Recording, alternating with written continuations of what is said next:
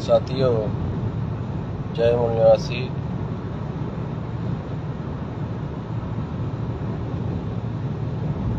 EVM के issue को लेके हम लोगों ने रेगुलर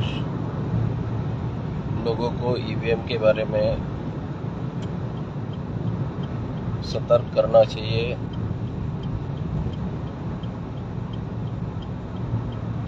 दो 2004 से जितने भी चुनाव हो रहे हैं, 2004 से लेके 2024 तक जो भी चुनाव हुए हैं वो सारे के सारे ईवीएम से हुए हैं। और जो भी चुनाव ईवीएम से हो रहे हैं ये अनकॉन्स्टिट्यूशनल है, असंवैधानिक है। सारे के सारे चुनाव अनकॉन्स्टिट्यूशनल। मैं केवल आपको एक बात बताना चाह रहा हूँ, खास करके 26 अप्रैल 2024 को सुप्रीम कोर्ट ने जो जजमेंट दिया, ये जजमेंट इतना भयानक है। जो सुप्रीम कोर्ट मतलब सुप्रीम कोर्ट में बैठने वाले जो ब्राह्मण हैं, ये ब्राह्मण नहीं चाहते कि भारत का चुनाव फ्री, फेयर एंड ट्रांसपेरेंट हो। भारत की प्रजा, जो मूल निवासी प्रजा है, मूल निवासी है, SC ST OBC माइनॉरिटीज़ के लोग जो मूल निवासी है, और ब्राह्मण जो विदेशी है, आज की तारीख में विदेशी 3.5% ब्राह्मणों का संवैधानिक संस्थाओं पर कब्जा है। आज की तारीख में ब्राह्मणों का कॉन्स्टिट्यूशनल इंस्टीट्यूशंस पर कब्जा है। कॉन्स्टिट्यूशनल इंस्टीट्यूशंस का मीनिंग है, पार्ट 5 में अगर आप पार्ट 5 का ही, केवल पार्ट 5 को ही देखेंगे, कॉन्सेंट्रेट करेंगे, द यूनियन में सबसे बड़ा जो एग्जीक्यूटिव है राष्ट्रपति, article 52। The union part 5 article 52 से लेके 151 तक है। उसमें the executive, chapter 1 the executive 52 से लेके 78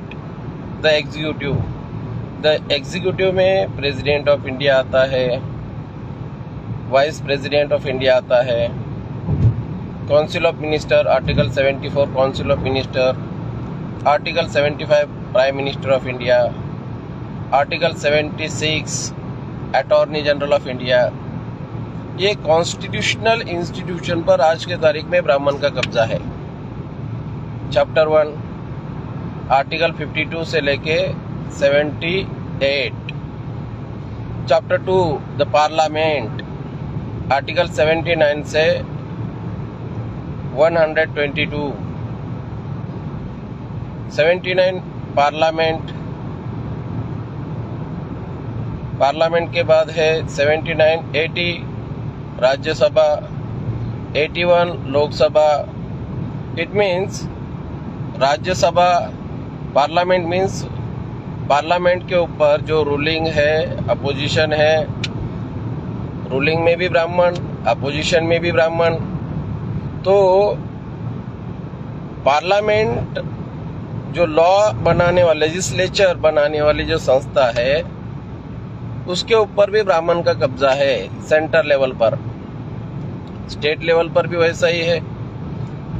जो कॉन्स्टिट्यूशनल इंस्टीट्यूशन, संविधान निर्माताओं ने कॉन्स्टिट्यूशनल इंस्टीट्यूशन का निर्माण किस लिए किया है?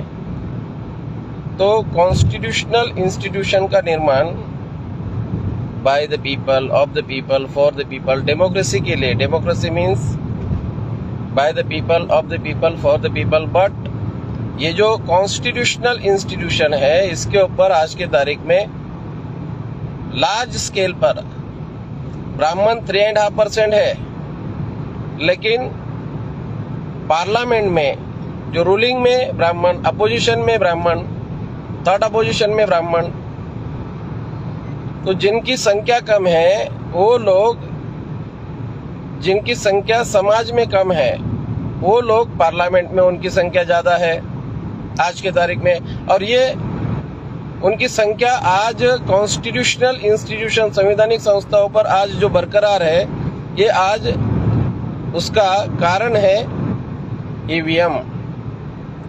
तो मैं आपको आर्टिकल 79 to 122 पार्लियामेंट, इसमें सारा पार्लियामेंट का सारा फंक्शन आता है, लोकसभा, राज्यसभा, लोकसभा, उसका सचिवालय, MP, member of parliament, 105 article 105 special privilege, power and privilege of member of parliament.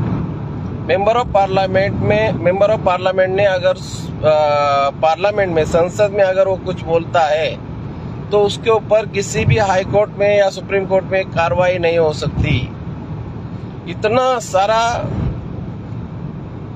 उसको, other than article 19 freedom of speech, freedom of expression, article 19 के अलावा मेंबर ऑफ पार्लियामेंट को बोलने का अधिकार, special power, article 105 special power है उनको बोलने के लिए, पार्लियामेंट में बोलने के लिए, संसद में बोलने के लिए। Member of parliament means Rajya Sabha, Lok Sabha, इन लोगों को स्पेशल प्रिविलेज है, स्पेशल पावर है।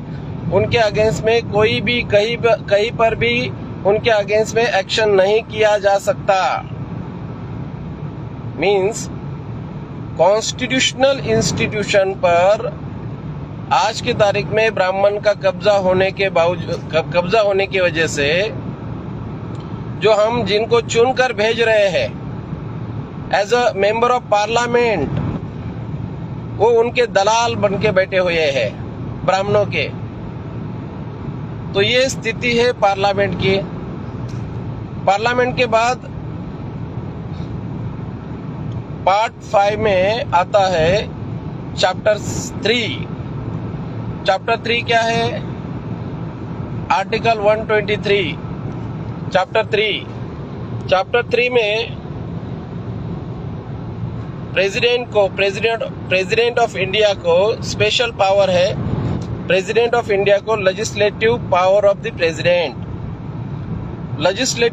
द प्रेसिडेंट, मगर आज के तारीख में हमारा जो प्रेसिडेंट है, इंडिया का जो प्रेसिडेंट है, ये रबर स्टैंप है। द्रौपदी मुर्मू हो या जो भी आज तक जितने भी प्रेसिडेंट ऑफ इंडिया बने, या तो उनको रूलिंग पार्टी के फेवर में काम करना पड़ता है, इट मीन्स उनको in the interest of Brahmin के फेवर में काम करना पड़ता है।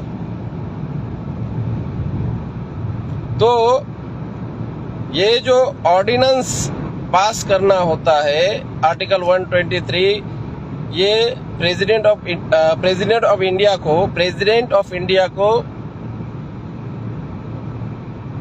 आर्टिकल 123 के तहत पावर है। ये chapter 3। Chapter 4 the unions judiciary, article 124 से लेके 148। The unions judiciary in the sense supreme court of India. Union judiciary जो सुप्रीम कोर्ट, जिसको सुप्रीम कोर्ट कहा जाता है, ये सुप्रीम कोर्ट भी ब्राह्मण के कंट्रोल में है। Supreme court it is under the control of Brahmin. Article 124 से लेके 147 सुप्रीम कोर्ट के सारे फंक्शंस उसमें हैं। CJI, chief justice of India, तो जो सीजेआई होता है, कॉलेजियम सिस्टम से जो 5 ब्राह्मीण होते हैं उनके द्वारा इस सीजेआई को नियुक्त किया जाता है। इस तरह से सुप्रीम कोर्ट भी ब्राह्मण के कंट्रोल में है। और सुप्रीम कोर्ट के ये जो सुप्रीम कोर्ट का आर्टिकल चैप्टर 4 है, द यूनियन जुडिशरी, हमारे लोगों ने पढ़ना चाहिए, कॉन्स्टिट्यूशन पढ़ना चाहिए, आर्टिकल 124 से लेके 147। उसके बाद है चैप्टर 5, पार्ट 5 में चैप्टर 5 आता है CAG, controller auditor general of India. तो CAG क्या है? तो इंडिया का सारा ऑडिट करता है। तो ये आर्टिकल 148 to 151, तो ये नेशनल लेवल पर ये जो सारे जितने भी कॉन्स्टिट्यूशनल इंस्टीट्यूशन है, कहने का मतलब ये है कि जितने भी कॉन्स्टिट्यूशनल इंस्टीट्यूशन है, पार्ट 5 में, पार्ट 6 में स्टेट लेवल की, पार्ट 5 में नेशनल लेवल की, तो ये सारी की सारी कॉन्स्टिट्यूशनल इंस्टीट्यूशन पर आज के तारीख में ब्राह्मण का कब्जा है। और ये कब्जा आज के तारीख में, ये कब्जा अगर बरकरार है तो ईवीएम की वजह से है। ईवीएम खत्म, ब्राह्मणिज्म खत्म। तो मैं आपको ये बताना चाह रहा था कि सुप्रीम कोर्ट ने जो जजमेंट दिया, वो जजमेंट 26 अप्रैल 2024 को जो जजमेंट दिया, जो सुप्रीम कोर्ट ने जजमेंट दिया, इसका मतलब किसने दिया? ब्राह्मण ने दिया। जो सुप्रीम कोर्ट में बैठे हुए जो ब्राह्मण हैं, जिनके बारे में ब्रिटिश लोग, एक विदेशी दूसरे विदेशी के बारे में बोल रहा है। एक विदेशी 1919 में एक विदेशी दूसरे विदेशी के बारे में ये बोल रहा है कि ब्राह्मणों के पास जुडिशियस कैरेक्टर नहीं है। ब्राह्मण डोंट हैव जुडिशियस कैरेक्टर। वही लोग आज जुडिशरी में बैठे हुए हैं। और जिनके पास जुडिशियस कैरेक्टर नहीं, ये कौन बोल रहा है? ब्रिटिश लोग बोल रहे हैं, 1919 में बोल रहे हैं। प्रिवी काउंसिल, जो कलकत्ता में प्रिवी काउंसिल हुआ करता था ब्रिटिश लोगों के पीरियड में, उसमें जो ब्राह्मण जज होता था, तो उस जज के रेफरेंस में ब्रिटिश लोगों ने ये कहा कि ब्राह्मण एज अ जज they don't have judicious character. ब्राह्मण के पास जुडिशियस कैरेक्टर नहीं है। आज भी ब्राह्मण के पास 2000 साल से ब्राह्मण के पास जुडिशियस कैरेक्टर नहीं है। तो इसलिए हमारे ऊपर अन्याय अत्याचार क्यों हो रहा है? 2000 साल से अन्याय अत्याचार क्यों हो रहा है? तो ब्राह्मण एक तो विदेशी है, ब्राह्मण अल्पसंख्यक है, ब्राह्मण माइनॉरिटी है, ब्राह्मण के पास जमीर नहीं है, ब्राह्मण के पास जमीन नहीं है। मुगल आया, चला गया, उसके पास जाने के लिए जमीन था। ब्रिटिश आया, एज अ फॉरेनर ब्रिटिश आया, चला गया, ब्रिटिश के पास जाने के लिए जमीन था। डच के पास जाने के लिए जमीन था, पोर्तुगीज के पास जाने के लिए जमीन था, मुगल के पास जाने के लिए जमीन था, ब्रिटिश के पास जाने के लिए जमीन था, रिटर्न जाने के लिए जमीन था। ब्राह्मण के पास रिटर्न जाने के लिए जमीन नहीं है। इसलिए ब्राह्मण षड्यंत्र कर रहा है, 2000 साल 3000 साल से षड्यंत्र कर रहा है। ये हमारे लोगों को समझना होगा। ब्राह्मण के पास जुडिशियस कैरेक्टर नहीं है, इसका सबूत मैं आपके सामने पेश कर रहा हूं, और उसका बैकग्राउंड मैंने आप लोगों को बताया। 26 अप्रैल 2024 को सुप्रीम कोर्ट का ये जजमेंट है। 26 अप्रैल 2024 का जजमेंट आप लोगों को मैं इसके पहले भी बहुत बार मैंने इसका जिक्र किया है। 26 अप्रैल 2024 को सुप्रीम कोर्ट में जो केस गया ADR ऑर्गेनाइजेशन का, एसोसिएशन फॉर डेमोक्रेटिक रिफॉर्म, इन लोगों का जो केस गया वीवीपीएटी मशीन से निकलने वाली स्लिप्स के बारे में। वो स्लिप्स, चिट्ठियां, जो पर्चियां है, रिसिप्ट्स है, पर्चियां है, उसे 100% वेरीफाई करना चाहिए, काउंट करना चाहिए। उस रेफरेंस में जब केस गया था, वास्तव में जो वीवीपीएटी मशीन भारत में लगी, ये लगने का भी एक इतिहास है, एक रिकॉर्ड है। माननीय वामन मेश्राम साहब ने सुप्रीम कोर्ट में 2016 में इलेक्शन कमीशन के विरोध में कंटेम्प्ट ऑफ कोर्ट का केस फाइल किया था, और ये केस फाइल करने की वजह से 24 अप्रैल 2017 को माननीय वामन मेश्राम साहब के फेवर में, बामसेफ ऑर्गेनाइजेशन के फेवर में केस लगा, जजमेंट आया। 16,15,000 वीवीपीएटी मशीनों के लिए 3,173.47 करोड़ खर्चा सैंक्शन हुआ। ये किस तरह से सैंक्शन होता है उसका मैंने इसके पहले भी बहुत सारा डिटेल बताया हुआ है। सुप्रीम कोर्ट में इलेक्शन कमीशन ऑफ इंडिया को एफिडेविट सादर पेश करना पड़ा बहुत सारा। तो खास करके मैं ये बताना चाह रहा हूं आपको कि माननीय वामन मेश्राम साहब के अथक प्रयास से वीवीपीएटी मशीन को इंडिया में इंट्रोड्यूस किया। इंट्रोड्यूस करने के बाद 26 अप्रैल 2024 को सुप्रीम कोर्ट ने जजमेंट दिया कि इतनी सारी वीवीपीएटी स्लिप्स को, इतनी सारी पर्चियों को, वीवीपीएटी मशीन से निकलने वाली पर्चियों को काउंट करना ये चुनाव आयोग को बर्डन है। ये चुनाव आयोग को बर्डन है। वीवीपीएटी स्लिप से निकलने वाली पर्चियों को काउंट करना। 26 अप्रैल 2024 को इलेक्शन के फेज वाइज इलेक्शन चल रहा है। फेज वाइज इलेक्शन कब से कब है? 19 अप्रैल से लेके 1 जून 2024। 19 अप्रैल से first phase, second phase, third phase, fourth phase, fifth phase, sixth phase, seventh phase का इलेक्शन 1 जून 2024 को कंप्लीट हुआ। अभी जब 19 अप्रैल से लेके 1 जून तक, अप्रैल, मई, जून, तो 3 महीने के पीरियड में, मतलब 42 डेज के दरमियान ये पर्चियां स्ट्रांग रूम में धूल खाते पड़ रही है। मैं चुनाव आयोग को, सुप्रीम कोर्ट को पूछना चाहता हूं, उसमें जो बैठे हुए बदमाश लोग हैं, मदर फकर है, उनको मैं पूछना चाहता हूं कि कौन से कानून में ऐसा लिखा हुआ है कि एक ही दिन में 4 जून 2024 को सारी की सारी पर्चियां काउंट करना, ये कौन से कानून में लिखा हुआ है? एक ही जून में, एक ही दिन में सारी की सारी पर्चियां, अगर आप स्ट्रांग रूम में सारी की सारी पर्चियां 19 अप्रैल से लेके 1 जून 2024 तक अगर रख रहे हैं, तो 1 दिन, 2 दिन, 3 दिन, 4 दिन, 5 दिन लगने दो ना, 10 दिन लगने दो ना काउंट करने के लिए, क्या दिक्कत है? तो ये सारे जो हरामखोर लोग हैं, ये हरामखोरों की वजह से हम लोग आज गुलामी का जीवन जी रहे हैं।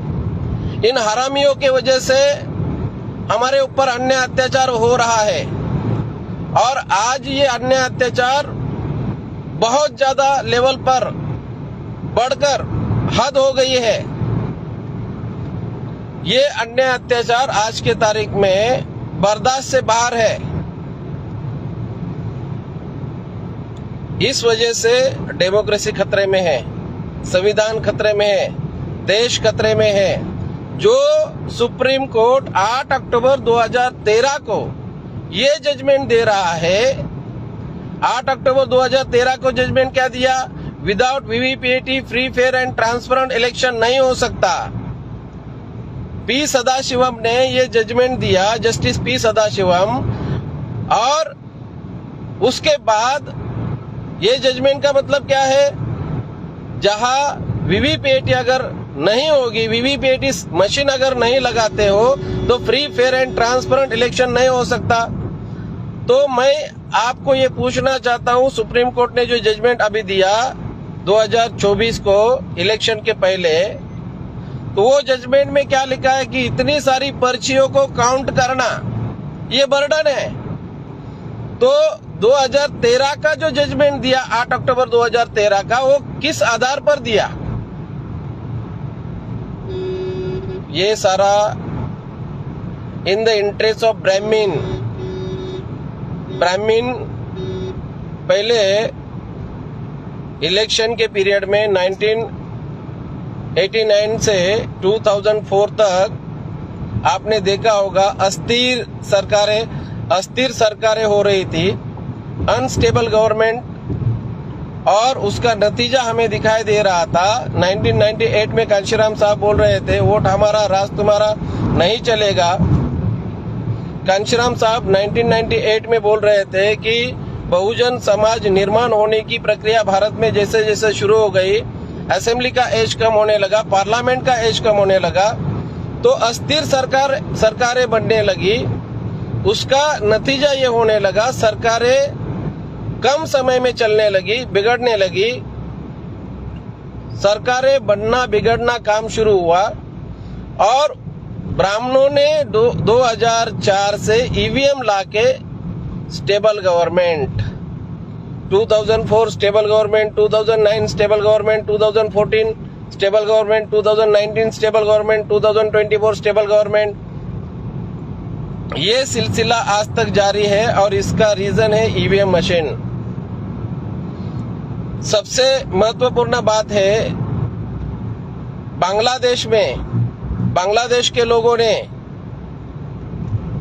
बांग्लादेश में 2018 को ईवीएम मशीन को पूरी तरह से लोकसभा चुनाव के लिए इस्तेमाल किया गया और 2018 से लेके 2018, 19, 20, 21, 22, 23, 24, 25 में 2025 में बांग्लादेश के लोगों ने, बांग्लादेश के चुनाव आयोग ने ईवीएम पर बैन लगाया। जैसे ही बैन लगाया तो शेख हसीना को भागना पड़ा और वहां मिलिट्री चीफ को वहां के लोगों ने मारकर उल्टा लटकाया चौराहे पर। तो ये भारत में जो सामाजिक परिवर्तन है, सोशल चेंज है, सामाजिक बदलाव है, आज के तारीख में ईवीएम के कारण रुका हुआ है। ईवीएम खत्म, ब्राह्मणिज्म खत्म। धन्यवाद। इसका ये जो मूवमेंट, ये जो ईवीएम के अगेंस्ट में आज जो नेतृत्व माननीय वामन मेश्राम साहब, ये जो आंदोलन है ईवीएम के विरोध में जो आंदोलन है, इस आंदोलन का नेतृत्व माननीय वामन मेश्राम साहब कर रहे हैं। उन्होंने पिछली बार जब हमारा वर्चुअल नेशनल कन्वेंशन हुआ उसमें उन्होंने ये कहा कि हम लोग सत्य तक पहुंच गए हैं, मगर सत्य मास तक नहीं पहुंचा। तो हमें इस मैसेज को मास तक पहुंचाना चाहिए। ईवीएम खत्म, ब्राह्मणिज्म खत्म। धन्यवाद।